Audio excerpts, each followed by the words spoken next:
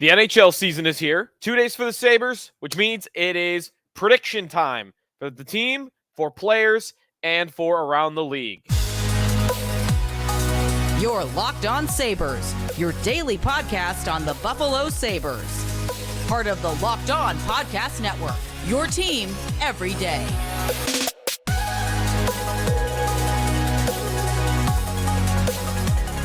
And thanks for making Locked On Sabres your first listen every day. We are free and available wherever you get your podcasts. Today's episode is brought to you by Game Time. Download the Game Time app, create an account, and use the code LOCKEDONNHL for $20 off your first purchase. Sneaky Joe DiBiase at Sneaky Joe Sports at Locked On Sabres on Twitter, also available on YouTube. Be sure to check us out there as well. We are 2 days away from the start of Sabre season, but Tuesday is the beginning of the NHL season. So I've got predictions for you, bold player predictions for the Sabres, team predictions for the Sabres, and also my pick for the 8 playoff teams in the East, and also my Stanley Cup prediction. That's all ahead. I'd love to hear your prediction. You could do that either on Twitter, you could do that on YouTube, and we'll be sure to read it on the program. Be interested to see what everybody's thinking going into this year. Non-Sabre division as well. Edmonton, for instance. Everybody is picking the Oilers to win the Stanley Cup. I just watched Elliot Friedman do it right before I got going. Tons and tons of people are picking Edmonton. Like, do you guys not know what they've been in goal and on the blue line for years and years? And they really didn't fix that, right? Like Stuart Skinner, okay, he was good last year, but we're just banking on he's going to be good enough to win them a cup in goal. I heard a lot of Jack Campbell was great in the preseason. Come on, too far. I know preseason is not the NFL preseason, but I think the Edmonton Stanley Cup picks are a bit too far. I think I just gave away that my Stanley Cup prediction will not be the Oilers, but stay tuned for that a little bit later on in today's show. Nothing really newsy. I mean, Riley Stillman clears waivers. He got sent down to Rochester. Nice to have. I heard Kevin Adams on Sabres Live today talk about how they have NHL defensemen in Rochester. They're super deep. Jacob Bryson is up as the 7th for the Sabres. He can play in the NHL. Riley Stillman can play in the NHL. He's in Rochester. And Ryan Johnson showed he could play in the NHL, and he's in Rochester as well. Also, Casey Middlestat dealing with a little bit of an injury. No cause for panic, though. Seems like it's just tweak something. He's getting tests to make sure it's nothing serious day to day. And both Don Granato and Kevin Adams said they expect Middlestat to practice on Wednesday, which is big because I'd like to see Middlestat play with Zach Benson on that line with Jordan Greenway. I talked with Don Granato on WGR on Tuesday morning. Check it out on the WGR website because it's a super good conversation with the Sabres head coach. I love talking to him. He's always got some good stuff.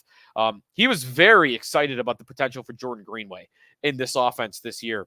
He was hurt when he showed up for the Sabres last year. He, came in late in the year and full off season, healthy coming into the year, playing with the Middlestat, playing with the Benson. Granato sounded like someone that thinks Jordan Greenway is really going to step forward. But I'll give him the benefit of the doubt. Not my favorite player, not my favorite piece of the puzzle. But, you got to give Granato a chance with all these guys, especially guys like Greenway that he has coached in the past because he always seems to get the most out of them. I got predictions for you. Starting with team predictions, then I'll work my way to player predictions for the Sabres, and then to NHL predictions. As Tuesday marks the first day of the NHL season, you have rooting interest in all 3 games for different degrees. First up, 5:30. If you're looking for playoff scoreboard watching already, keep an eye on the Tampa Bay Lightning. They host the Nashville Predators for the first game of the NHL season. Nashville, slight underdog in that game. Tampa is starting Jonas Johansson in goal. Former Sabre draft pick, has never been a regular NHLer, but they don't have Andrei Vasilevsky for over a month, maybe 2 months. So they have the worst starting goalie for opening night in the league. And I think Nashville could really give East hockey fans and Sabre hockey fans a boost thinking, oh, Tampa could really be bad. So I'll be rooting for the Predators hard in that one. Chicago versus Pittsburgh at 8 o'clock. Pittsburgh, a team that just missed the playoffs last year, also tied with the Sabres in the standings, missed by 1 point. So go Chicago in that one. That's an easy West versus East. And then if you still care, you could root against Jack Eichel at 10:30 as Seattle plays Vegas. I won't be up for that game. I'm going to use the excuse of I have to wake up early on Wednesday morning, which I do, to not have to watch the Golden Knights lift the Stanley Cup again and raise their banner to the rafters. Let's kick it off, our prediction episode, with the Sabres season predictions for what I see standings-wise and really just how I see the season going in general. How I see the Sabres season going. I've got the Buffalo Sabres, who have an over-under point total at 95.5. I've got them at 98 points. And I do believe that will be enough to make the postseason. Last year, that would have been enough to make the postseason by actually a pretty comfortable margin. And while that might look like a fluke last year, because typically it takes more than the 92 points that Florida got in with, but I don't think the conference is really going to be stronger. I think there are a lot of weak teams. Montreal is bad. I think Detroit is bad. Philly's bad. Columbus is bad. I think Pittsburgh could get a lot worse. I think the Islanders are due for regression. I think the Capitals are going to be bad. I think there's a lot of bad teams in the East. So I don't think the bar is going to be as high as it was 3-4 years ago. I think 98 is good enough to make the postseason. That's where I have the Sabres finishing. That is 7 points higher than they finished last season. Now, I do expect some goal regression. Nothing crazy. I would still pick them to be a top 5 scoring team in the league because of the style they play and the skill they have. But I think you're going to see some slight regression, but you'll see progression, at least in some way, in net and on the blue line. But the reason I don't have the Sabres in the triple digits is I still do not trust their goaltending behind Devon Levi. And I think if you have to play 30-plus games with Ukko-Pekka Luukkonen, Eric Comrie, or some combination of the two, then I think that is going to keep the Sabres in check when it comes to the standings. And let's be honest on the blue line. I like the blue line. It's better than it was last year. Connor Clifton is better than what the Sabres had last year in Riley Stillman.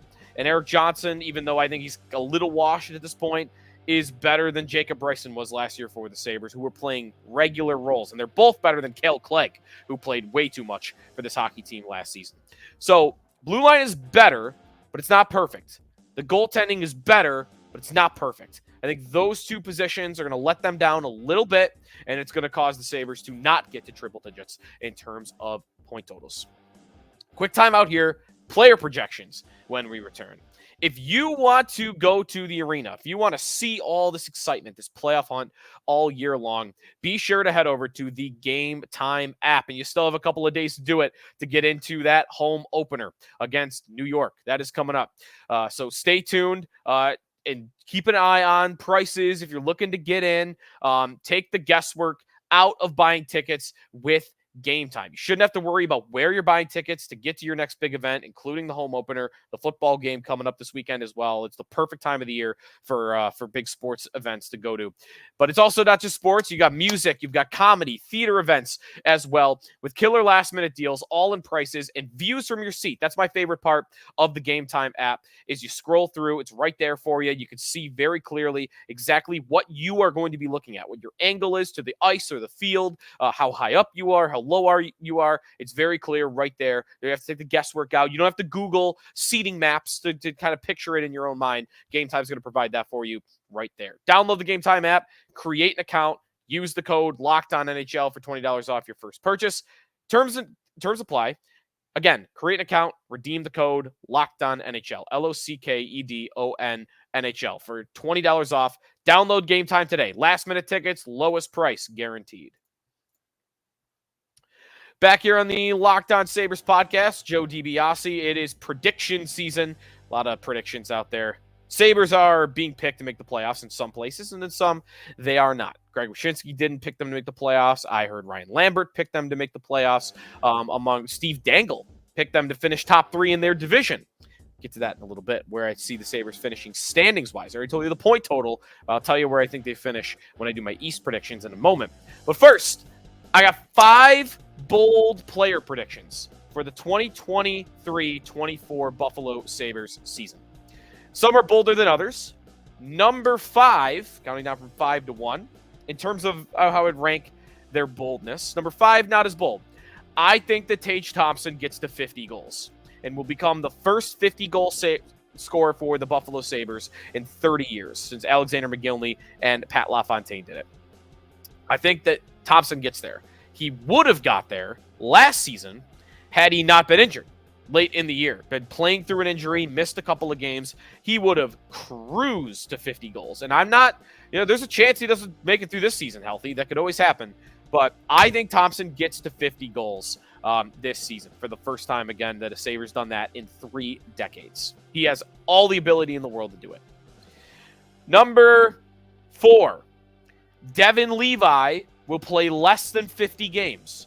This is not the craziest bold take ever, but I think Levi is going to have some struggles. I don't think it's going to be all flowers at the beginning of the year and even throughout the season. I think he's a 21-year-old goaltender that has never played a schedule like this, a rigorous schedule. And the same way if you hear my football takes, I rely on historical precedent when it comes to rookie tight ends and why they don't produce, and that's happening, by the way, with the Bills. I want to do the same thing with goaltenders of this age. Goalies of this age, Devon Levi's age, do not come in right away, play full seasons as a number 1, and play great the whole way through. Some do it, some come close to doing it, and a couple of anomalies have happened throughout time. And there is a good chance Devon Levi is an anomaly. I'm very open to him being one of those guys.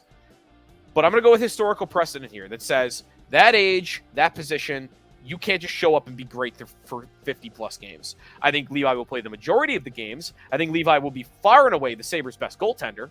So I'm not down on him as an idea at all to be their number 1 goalie. He should be their number 1 goalie.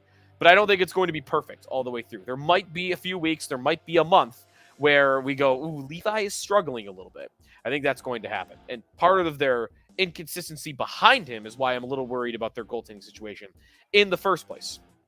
Levi playing less than 50 games, number 4. Which, by the way, that's still only, that could be 35, that could be 34 games, 35 games, 36 games, whatever, for the other 2 guys. Number 3, my number 3 bold prediction for the Sabres season, player projection-wise. Casey Middlestat will reach 60 points. I think that this one is also not the most bold take in the world. My top 2 are going to be the ones why you'll see why I really call them bold predictions. But Middlestat almost got there last year. Now, here's why I do think this is a little bold. If Thompson stays healthy all the way through the year, and I'm kind of predicting that by saying he'll get to 50, then Middlestat probably doesn't play much with Alex Tuch and Jeff Skinner. And a lot of his production late in the season that got him up to 59, which is what he had last year point-wise, a lot of that came with Jeff Skinner and Alex Tuch late in the year. I mean, in the month of April, Casey Middlestat had 13 points in 8 games. Huge chunk of his production came there. I don't know that he has a streak like that, but I think he will be a more consistent player throughout the year. I think you'll see some more power play production from Middlestat as well, as he'll get, I think, some more opportunities on that front.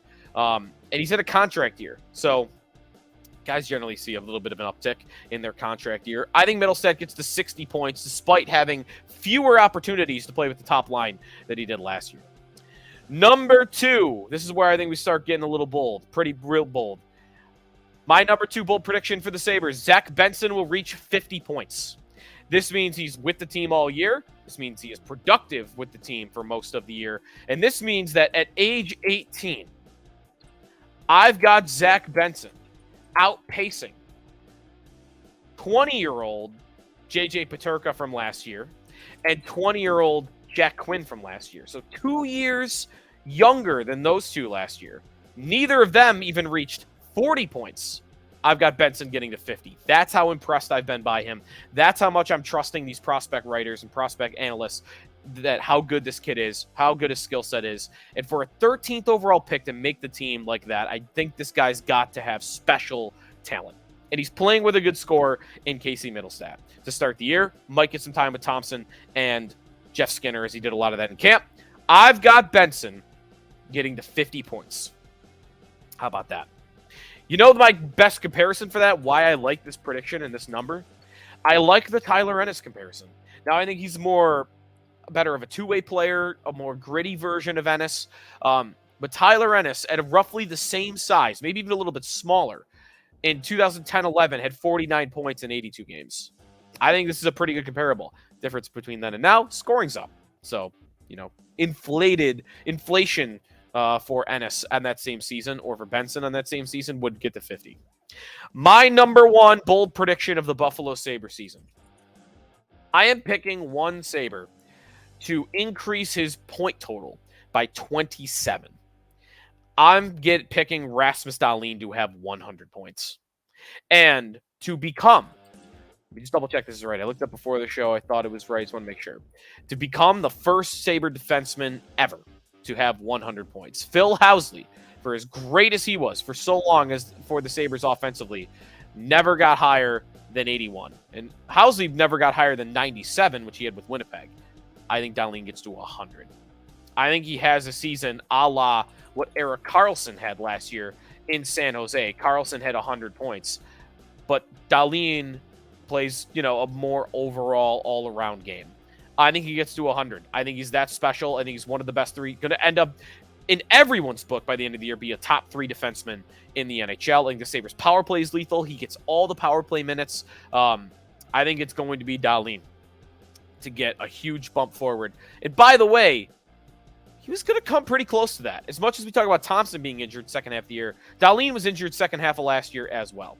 So I've got him getting to 100 as my number one bold prediction of the Buffalo Sabres season. A timeout here.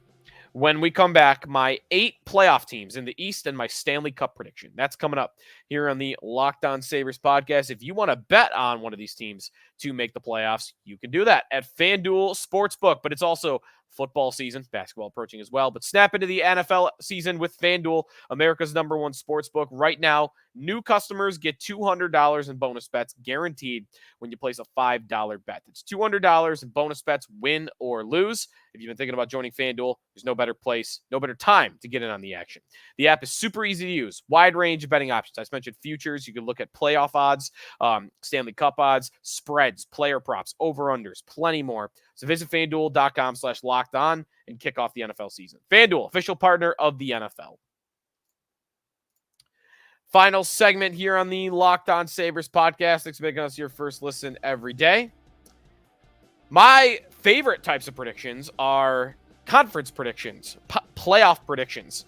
My 8 playoff teams in the Eastern Conference, 1 through 8, including where I have the Sabres. I told you 98 points, and I'll tell you what I think that is good for.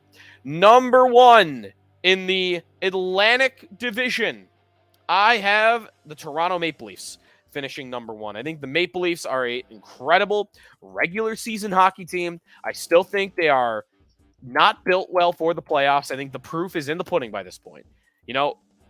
5 years in, 4 years in, I would have told you, well, they just get unlucky. 8 years into this, not being able to win the playoffs, it's too many to call it a coincidence anymore.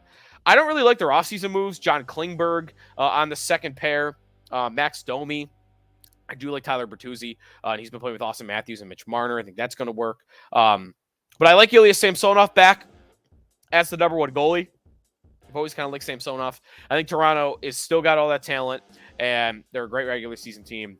I think they're going to hold serve, and they're going to be the number 1 team in the Atlantic Division. Number 2 in the Atlantic Division, I have the Florida Panthers. Florida with a down year last year regular season-wise after a President's Trophy campaign, but they did show up in the playoffs. They were great throughout the playoffs. I think the playoffs and the previous regular season are more real than last year's regular season was. Evan Rodriguez is a sneaky little signing that I like that Florida made. They added to their blue line, Oliver Ekman-Larsson, okay, depth defenseman, you would hope. The thing Florida is going to have to withstand is early season injuries. Aaron Ekblad, Brandon Montour, both have big injuries to start the year. Can they survive without that? And also, is Spencer Knight ever going to come back? He's been in the program for the NHL with alcohol abuse, I believe. So will he ever come back? But they do have Sergei Bobrovsky, who's coming off a really hot playoff. Either way, Florida's littered with talent throughout their lineup. Still got Barkov, still got Verhaeghe, and still got Matthew Tkachuk, Sam Reinhart, Anton Lundell, and Lutz Serenen. I think are going to take steps forward this year. I like how deep Florida is, especially up front. I think they can get by for the first few weeks of the season until they get their top 2 defensemen back. And really 2 of their top 3. Gustav Forsling is mixed into that mix as well. Florida, number 2 in the Atlantic. I've got the Sabres number 3 in the Atlantic Division. I got them above Boston, above Tampa. I do think they're deep. I think they've got deep up front. I think the blue line is better. The goaltending I've talked about is better as well. Sabres, I've got 98 points being good for number 3. And before you ask, is 98 good enough for a top 3? Tampa had 98 last year and finished 3rd. So I'm just going with the same number from last year. The Metropolitan Division, my number 1 team. I picked to win the Metro. I'm going to go chalk and just pick the Carolina Hurricanes. It's a boring pick. They're the favorite to do it. They did it last year.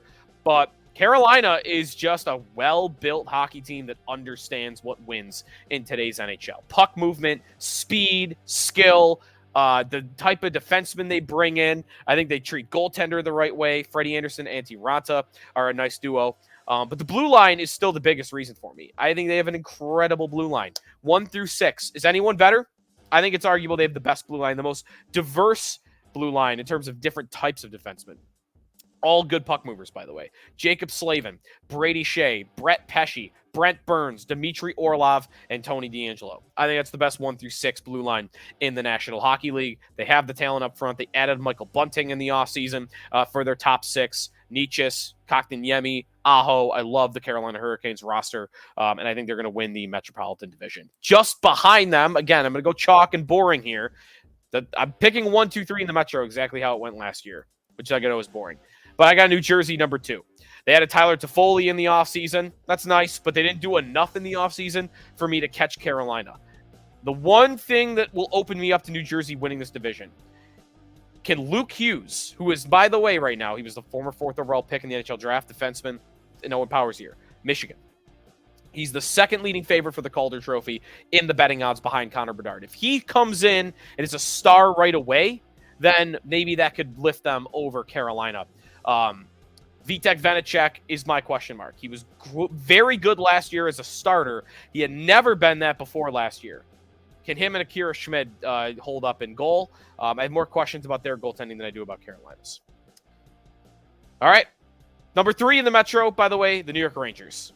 I just don't like anybody else in the Metro. That's really what's more about. I'm not a big Ranger guy for this season, but they've got Igor Shesterkin. They got a goalie that can bail them out. They've got talent. And I don't like anybody else in the Metro. I think Washington's coming way back to earth. Columbus is terrible. I think Pittsburgh is going to step back as well. So my 2 wildcard teams. Number 1 is Boston. I think Boston's going to get in. Even though I've said it repeatedly, I think there's a chance they don't. Because I think they have the worst center group in hockey. Pavel Zacha, Charlie Coyle, Matthew Poitras is a prospect that's made the team, and John Beecher. I think they're the worst center group in hockey. That being said, everything else is still good. The wingers are great. Pasternak, Marchand, DeBrusk, Frederick. They've got depth on the wing. They've got good blue liners, right? Lindholm and McAvoy, Brandon Carlo. And they have one of the best goalie duos, if not the best goalie duo in hockey, with Linus Ullmark and Jeremy Swayman. So I have them taking a massive step back, 40-point plus step back, or right around 40 points step back. But I think the goaltending is good enough to keep them above water, and they have enough scoring around the centerman to get them going as well. So I got Boston getting in as the number 1 wildcard team. And then I have a 5th Atlantic Division team squeaking into the postseason. I've got the Ottawa Senators taking a big step forward and getting into the postseason. I like the trade they made last year for Jacob Chikrin. I think he'll be better for them after a full offseason than he was in the back half of last year. I like their blue line a lot, by the way. The top 3. Almost rivals the Sabres top 3. I like the Sabres top 3 better. But Chikrin, Thomas Chabot, Jake Sanderson has massive potential on that Senators blue line. They have a lot of talent up front. They have young talent up front with a lot of players that have capabilities of taking another step forward. Tim Stützle, Brady Tkachuk, Drake Batherson, for instance. Josh Norris is dealing with an injury at the beginning of the year, so that is something to keep an eye on. The thing about Ottawa, this is why I'm not picking them to finish where the Sabres are. And the biggest difference to me right now between the Sabres and the Senators, even though I just criticized the Sabres goaltending, is Ottawa's goaltending. I am more confident in Devon Levi stepping up and being a number one than I am about Jonas Korpisalo, who Ottawa paid big, who has never really been an impressive netminder as a number one. I liked him as an idea for the Sabres as a number two, but not as a number one. I think Korpisalo below Levi. I like the Sabres blue line top three even more, even though I like Ottawa's. And I think their depth at forward is better than Ottawa's. I think the Sabres are just an upgraded version of the Senators. But I think the Senators are a close version of the Sabres. So with that, I think they do get in the postseason. I think they beat out Tampa. I do not believe Tampa, who was not good at the end of last season, has it in them to withstand a 2-month Andrei Vasilevsky injury. There was no team in the league less ready to overcome a goalie injury to their number one than Tampa. I think missing Vasilevsky is going to sink them early. I do not believe that they are going to be able to make up that difference. There already was a trend last year that they were falling apart. They were looking old. I think the Lightning will miss the postseason. That's my biggest prediction in the East, I think. Even though I'm not going really out on a limb, a lot of people are doing that. I heard Sean McIndoe do that this morning, that he thinks they're going to miss the playoffs as well. All right, that's it. Tampa out, Ottawa in, Buffalo in. Those are my predictions for the 2023-24 season. Enjoy the hockey on Tuesday. Nashville-Tampa kicks things off at 5:30. Vegas and Seattle late, and I don't know why I'm going out of order, but you got Connor Bedard's debut against the Penguins at 8 o'clock. Thanks for listening. Enjoy the hockey. We'll talk tomorrow. Talk more about the lineup on Thursday. That's next time here on the Locked On Sabres podcast. Thanks, man, because you're making us your first listen every day, part of the Locked On Podcast Network, your team every day.